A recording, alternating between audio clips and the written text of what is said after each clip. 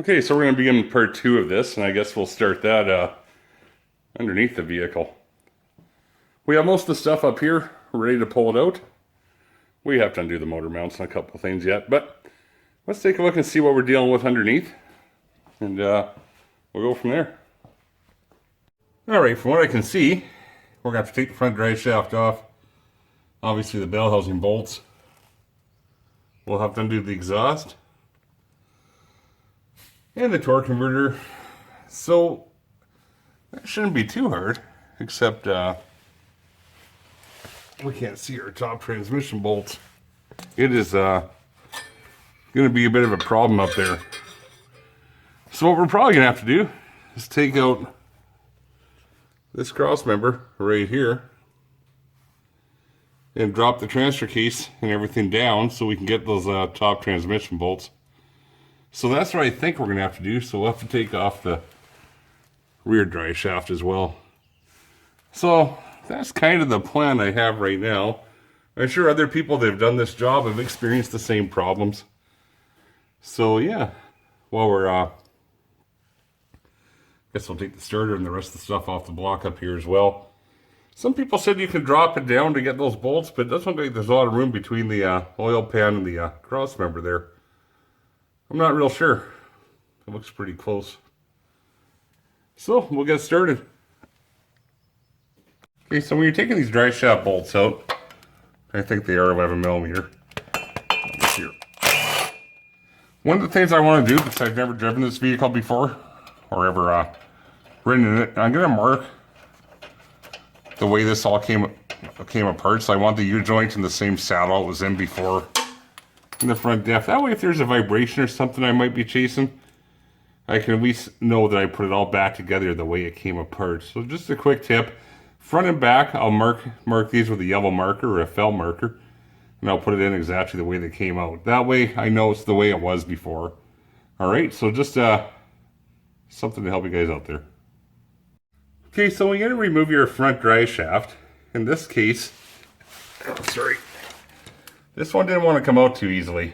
And underneath here, you have your rack and pinion and you have some lines here. So you don't want to be prying in these little holes up there for your drive shaft. You don't want to damage anything. So because we've taken everything off the top of the engine, I can simply just go to the top and put a bar in there and undo it, because I couldn't do it from the bottom. I'll show you. If you come back up top here, you can see there's lots of room to get to the front drive shaft. I didn't even use a pry bar. It seemed really tight underneath there as I was struggling away, and I just put a long extension in there and moved it. It was no big deal. So just for anybody struggling with your front drive shaft, just thought I'd give you that tip here real quick. Alright, let's get these torque converter bolts out of this thing. So here's a rubber plug in these transmissions on these Envoys and Trailblazers. We'll just remove that, give us a little bit of light and clearance. Yeah, we'll remove that inspection coverage as well. Might be easier to turn the engine over. Sorry I'm moving around so much. And then there's one more cover up front here. Okay, here's the plug on the front of the transmission, right directly underneath the oil pan in the very front. I'm just going to put a bar in here, and I'm just going to pop that plug out of there. And then we'll try to extract the torque converter bolts from the hole this plug is covering right here. Yeah, so you can see the hole through there, and it's just a little plastic cap plug. So yeah, we just popped it out from the inside. Now we'll turn this over and start taking our torque converter bolts out. Okay, so I was able to move a bolt to that hole and loosen it off. They're awfully tight, but just for reference, I have to use a 3/8 ratchet. My 1/2 inch won't fit in there, and I just use a screwdriver or something to go through here and just turn it until that hole's lined up. Hey guys, just gonna do the last torque converter bolt now. So I just use a pry bar and turn the engine over this way. There's no plugs in it, and there's really not a lot of resistance, so it's not too hard. But this is how I decided to do it. So each to their own, and like I say, you want to line up to this center hole here. You'll know when you're turning it over because there'll be a boss on the back of the torque converter where the bolt is, where the bolt goes into. So you'll see it in this inspection hole here when you get close. Okay guys, torque converter bolts are out. There's 3 of them. They're 15 mil. I can move the converter around. So we're going to have to lower the cross member to try and get those top transmission bolts now. We have a couple things on the side of the engine that we left from the top. You can see a plug there and a ground wire. A fuel line rail. Nothing too major. But yeah, we're kind of winding down to the things we can be undoing. So I'll drop the cross member. And we'll try and get those top transmission bolts that are somewhere up there. I actually can't see them. And if I sound a little funny here, I'm just a little squished up underneath this vehicle. This is not a job that you want to do on jack stands. It would be so much easier with a hoist. But hey, you got to deal with what you've been given. So I don't have a hoist. So we'll keep going here. Okay, before we drop the cross member out, we have to remove the map sensors. So these 2 little clips, just squeeze them in. They obviously just squeeze in. There's a vacuum fit with a silicone piece there. And they clip in. So we want to remove that. We'll just set that up there. And then we'll remove the throttle body. And most people know the little tab on the side right here. I can't really seem to do this too easily. Just push that tab all the way down. And it'll it's a little lock. And you can just release it from here. Take out your 4 10mm bolts and remove the throttle body.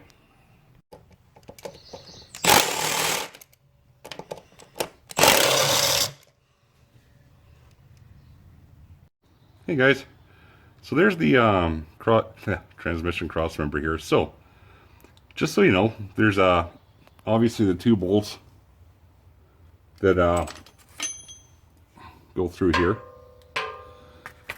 Pretty easy, just loosen them off and remove them. And then there's 4 bolts along the bottom on each side. So you got your 12 bolts there. Obviously you'll have your 2 studs for your transmission cross member for the rubber isolator. So there's 14 in total. So a lot of bolts to that cross member. On the driver's side right here, this unit here is attached to those bottom bolts. So you have to take some of them out just to remove that, move it up and out of the way, and it makes getting onto the to the cross bolts a lot easier. You can undo the cross member, remove it. You need to remove, just slide it off of here, the rubber isolators, or just slid on, just to give yourself some room.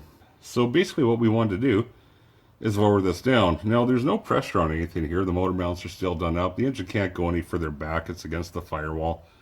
And it's not a big deal. The drive shaft is resting. The front drive shaft turns. The exhaust all moves. There's nothing stuck or damaged or anything. Okay. And this allows you the room to get up inside of there. And if you'll see that bracket across the top, with those wires in the way, that'd be our top 2 transmission bolts. And that's why they're so hard to get to. Without being able to lower this down, we can't actually get to them. Okay? So we'll move all that stuff out of the way. And we'll get those top 2 bolts out. Now, make sure you get them all the way out. I'm probably going to get them all the way out, but I'm going to leave them there.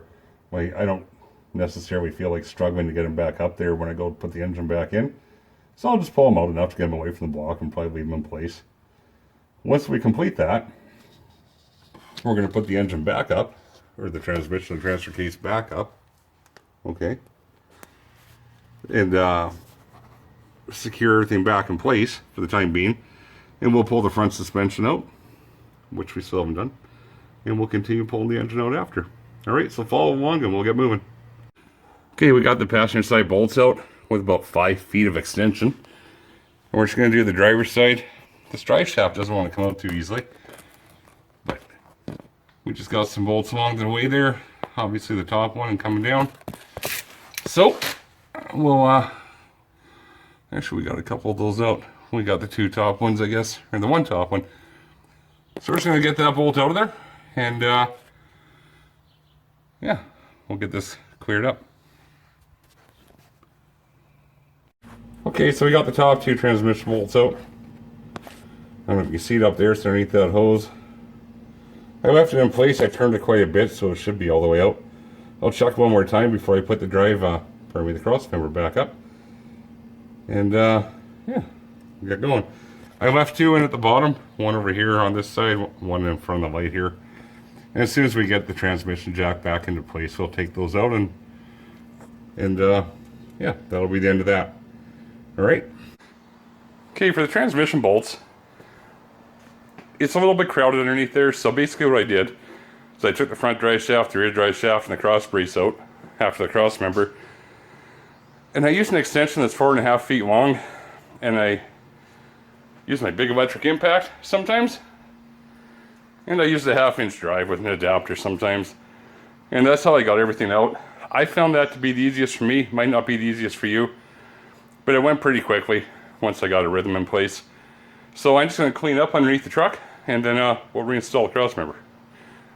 I think we'll first start by putting this crossmember for the the transmission mount, and get the brace back in.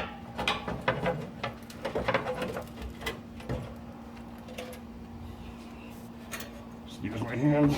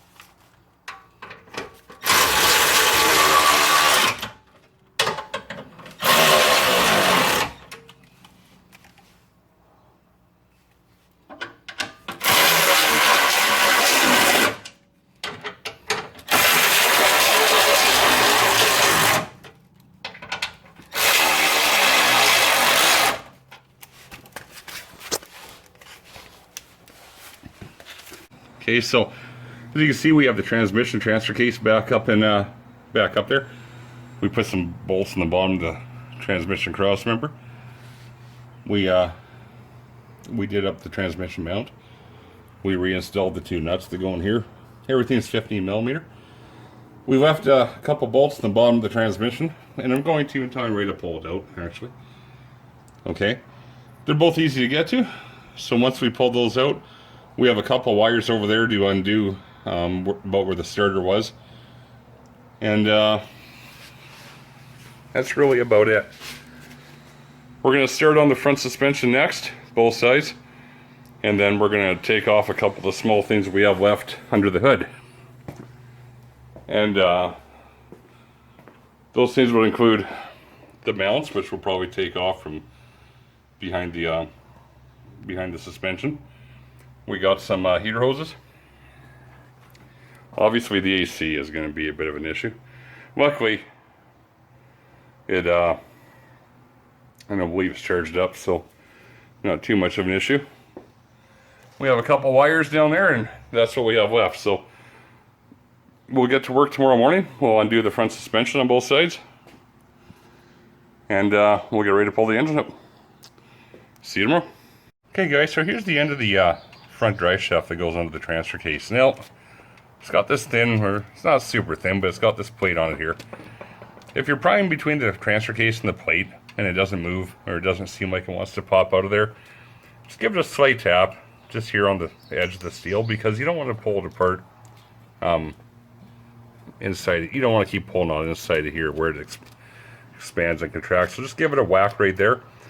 Just that doesn't even have to be heavy. It'll pop right out of there, and just slide it out and set it aside.